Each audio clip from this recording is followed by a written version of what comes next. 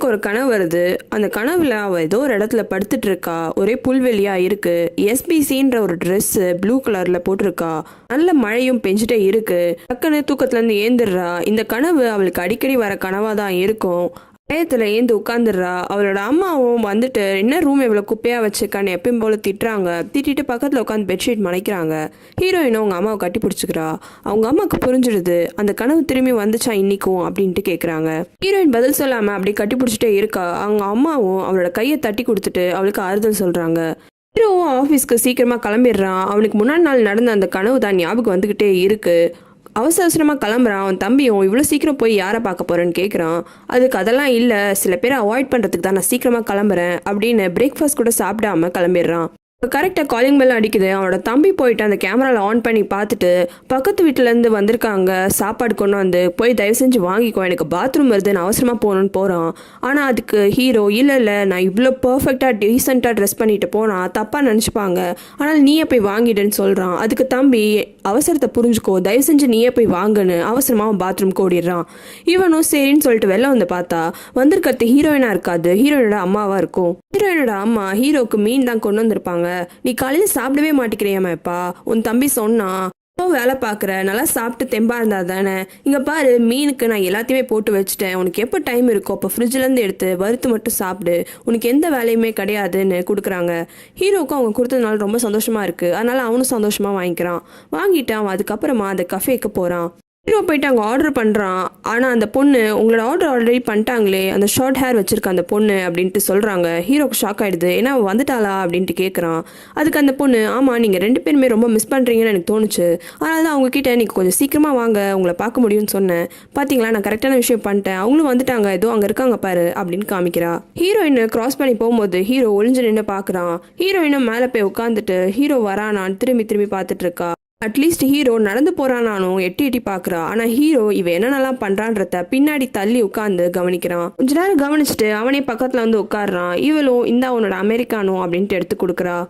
Hero அதுக்கு நீ என்ன ஸ்டாக்கரா, எப்பவுமே என்னை சுற்றி வந்துட்டே இருக்க, வேலையில் லீவ் எடுத்துக்கன்னு தானே சொன்னேன், எப்போ திரும்பி நீ வேலைக்கு போவ அப்படின்ட்டு கேட்குறான்.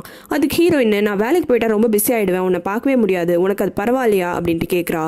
அதுக்கு ஹீரோ எனக்கு ரொம்ப பரவாயில்ல, தயவு செஞ்சு நீ சீக்கிரமாக வேலைக்கு போக பாரு அப்படின்ட்டு சொல்கிறான். உடனே அதுக்கு ஹீரோயின் எனக்கு வேலைக்கு போகிறத விட உன்னோட மூஞ்ச பார்க்கறதுக்கு தான் ரொம்ப சந்தோஷமாக இருக்குது, அதனால தான் எப்பவுமே நான் உன்னை சுற்றி வரேன் அப்படின்ட்டு சொல்கிறா. ஹீரோ அதுக்கு நான் சீரியஸாக தான் கேட்குறேன், எப்போ தான் நீ திரும்பி வேலைக்கு போகிற அப்படின்ட்டு கேட்குறான். அவன் அப்படி கேட்டோடனே ஹீரோயின் மூஞ்சி மாறிடுது. இங்கே பாரு எனக்கு வேலைக்கு போகாமல் இருக்கணும்னு ஒன்றும் ஆசைலாம் கிடையாது, இப்போ நான் வேலைக்கு போகட்டா வேணாமா அப்படின்ட்டு கேட்குறா. அதுக்கு ஹீரோ எங்கிட்ட ஏன் கேட்குற, நீ தானே டிசைட் பண்ணணும் அப்படின்ட்டு கேட்குறான். அதுக்கு இல்லை இந்த விஷயத்த உண்மையாலுமே நீ தான் டிசைட் பண்ணணும் அப்படின்ட்டு அவன் சொல்கிறா. ஹீரோவை இவன் என்ன சொல்கிறான்ற மாதிரி பார்க்குறான். ஹீரோயின் என்னோட பாதி மனசு போகணும்னு சொல்லுது, மிச்ச பாதி மனசு போக வேணான்னு சொல்லுது, அதனால தான் உங்ககிட்ட ஐடியா கேட்குறேன், நீ என்ன சொன்னாலும் நான் செய்கிறேன், நீ என்ன சொல்கிறியோ சொல்லு, இப்போ நான் வேலைக்கு போகட்டா வேணாமான்னு கேட்குறா. அதுக்கு ஹீரோ ஒரு ரிப்போர்ட்டராக இருக்கிறது அவ்வளோ கஷ்டமான வேலையா என்ன, இவ்வளோ நீ கஷ்டப்படுற திரும்பி வேலைக்கு போகிறதுக்கு அப்படின்ட்டு கேட்குறான். இல்லை எனக்கு வேலை பிடிக்காம ஒன்றும் வேலைக்கு போகணுமான்னு உங்கள்கிட்ட கேட்கல, எனக்கு வேலை ரொம்ப பிடிக்கும், எனக்கு திரும்பி எப்படா வேலைக்கு போகும்னு தோணுது அப்படின்ட்டு சொல்கிறா. ஹீரோ ஏன் இப்படி சொல்கிறான்ற மாதிரி பார்த்துக்கிட்டே இருக்கான்.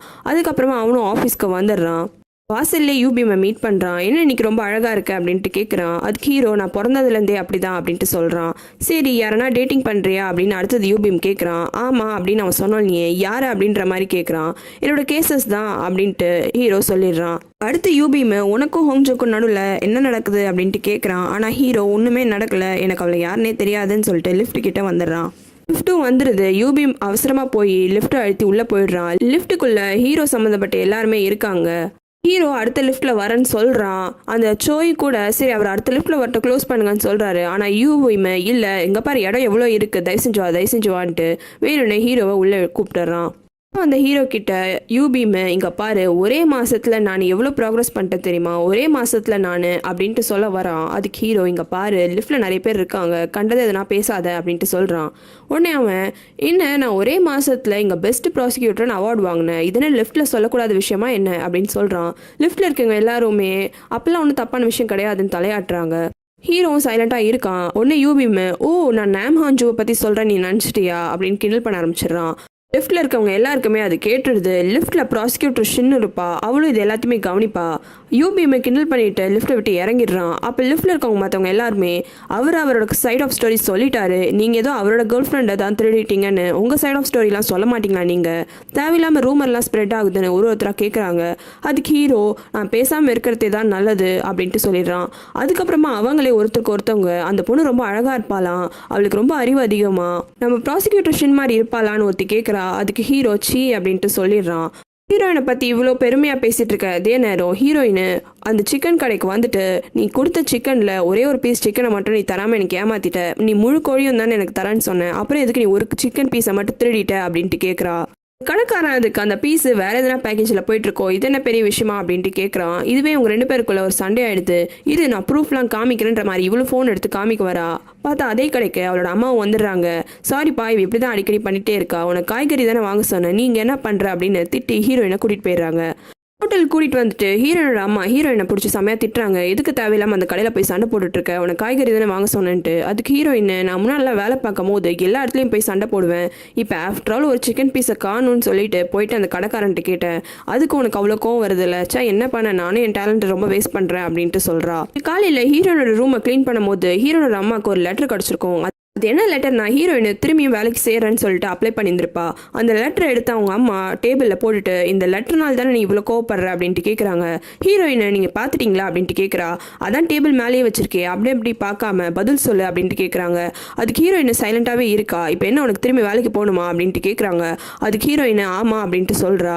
வாமான்னு சொன்னோம் நீ. ஹீரோயினோட அம்மா உடனே டேபிள் எடுத்து கிட்ட போட்டுட்டு, இங்கே பாரு, நீ தானே சொன்ன கனவுல நீ இறந்து போகிற மாதிரி உனக்கு வந்துச்சுன்ட்டு, அதனால நீ தான் ரிப்போர்ட்டராக இருக்கிறதுக்கு பயமாக இருக்குன்னு சொன்னேன்.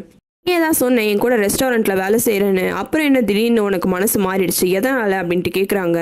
அதுக்கு ஹீரோயின் எனக்கு ஒன்றும் மனசுலாம் மாறல, ஃப்யூச்சர் மாறலாம்ல அப்படின்ட்டு சொல்கிறா. அதுக்கு அம்மா நீ தானே சொன்ன ஃப்யூச்சரை மாற்றவே முடியாதுன்ட்டு, கனவுல வரது எல்லாமே கண்டிப்பாக நிஜத்துலேயும் நடக்கும்னு நீ தானே சொன்ன அப்படின்ட்டு கேட்குறாங்க. அதுக்கு ஹீரோயின் மா நீ ஜெயிச்சனை பாரு, அவன் ஒன்னையும் என்னையும் காப்பாற்றிட்டான். மறக்காமல் ரெட் லோட்டஸ் தமிழ் சேனலுக்கு சப்ஸ்கிரைப் பண்ணுறங்க. உங்களுக்கு வேறு சீரீஸ் பார்க்கணுன்னா கமெண்ட்டில் சொல்லுங்கள்.